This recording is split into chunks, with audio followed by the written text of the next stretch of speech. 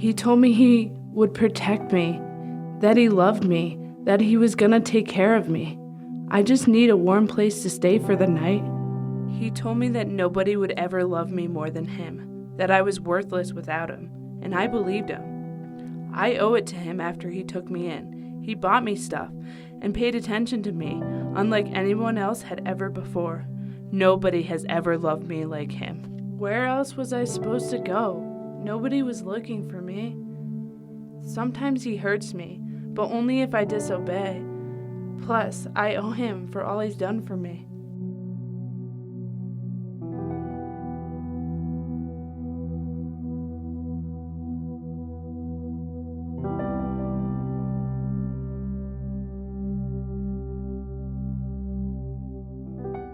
Common misconceptions about sex trafficking are, I would say, one, that it's a low-income problem, and that is a problem that perhaps takes place in the less desirable or more city parts of our community, when in fact it's a problem that affects all races, ethnicities, and socioeconomic ladders, rich, poor, black, white, you name it.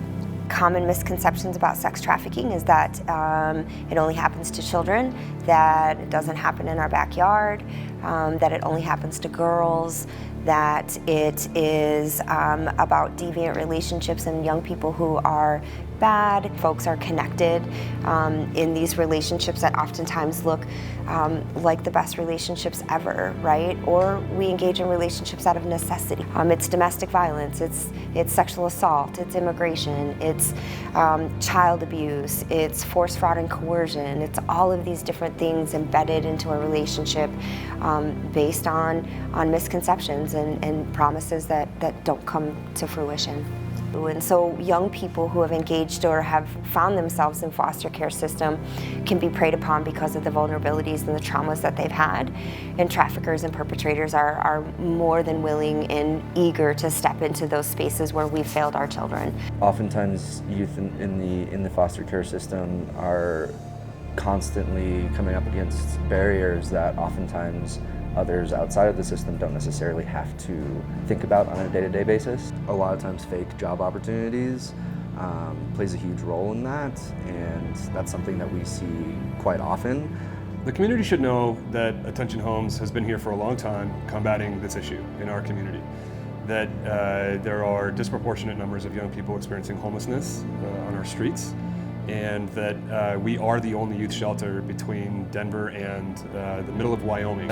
In the foster care system and in this group living arrangement specifically, when you talk about predators, right, I hate to frame it this way, but for a predator, it's low-hanging fruit, right? There are a group of young people that are longing for connection, feel disconnected from lots of things, are experiencing adults as authoritarians in their lives, most typically, and what's normative developmentally is for them to rebel against that, push against that, and so the risk isn't necessarily while they're at the facility.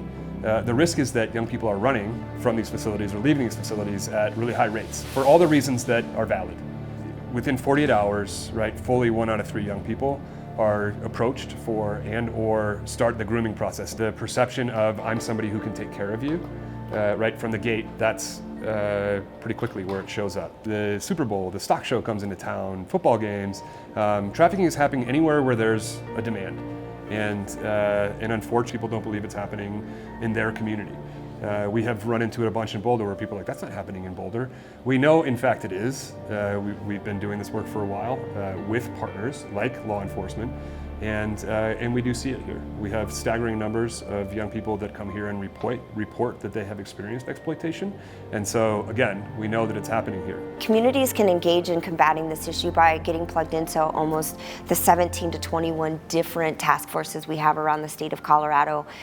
Locally, we have a very robust anti-trafficking movement where anybody from a community member to a professional can find themselves really supporting and finding ways to engage and combat this issue. Our combating human trafficking is about building that network of raising awareness, and that's significant. It never dawned on me that I was a victim. This is all I know. Maybe one day I'll be free again.